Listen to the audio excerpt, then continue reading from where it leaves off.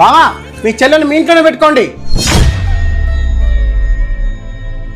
మీ చెల్లెతో ఉండడం నా వల్ల కాదు, నాకు అర్జెంటుగా విడాకులు కావాలి.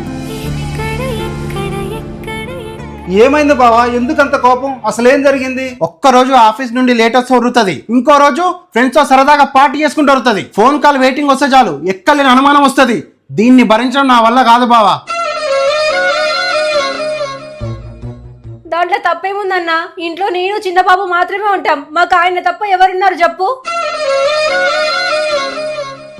ఆఫీస్ నుండి రావడం లేట్ అయితే ఏమైందో ఎక్కడున్నాడో అని భయంతో కాల్ చేస్తా. పార్టీకి పోతాడు, తాగి డ్రైవింగ్ చేసి ఎట్లా వస్తాడో అని భయంతో అడుగుతా.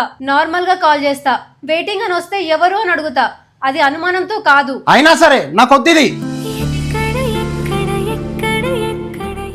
బావా ఒక్కసారి నా మాట విను. తల్లి పోతే బంధం పోతుంది, తండ్రి పోతే బంధుత్వం పోతుంది, అన్న పోతే బలగం పోతుంది, కొడుకు పోతే కొరివి పోతుంది, కానీ భార్య పోతే సర్వస్వమే పోతుంది.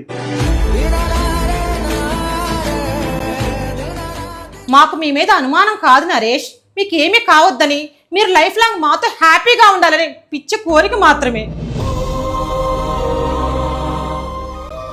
భార్య ఉన్నప్పుడే భార్య విలువ తెలుసుకుని ప్రేమగా చూసుకోవాలి. మీరు ఆఫీస్కి వెళ్ళిన దగ్గర నుండి ఇంటికి వచ్చే వరకు ఎవరితో ఒకరితో మాట్లాడుతూ సమయం గడుపుతారు కదా, మరి మీరు మార్నింగ్ వెళ్ళి నైట్ వచ్చే వరకు మీరు ఎప్పుడు వస్తారోనని మీతో మాట్లాడదామని ఎదురు చూస్తూ ఉంటాం. మీకు ఫోన్ చేస్తేనేమో మేము అనుమానం పడతామంటారు.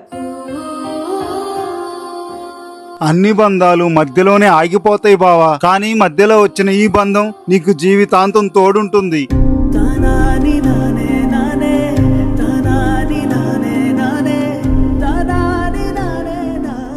నన్ను క్షమించు దీపు, నన్ను క్షమించండి బావా, నా తప్పు నాకు అర్థమైంది. పసుపు తాడు ఒకటే మహాభాగ్యమై.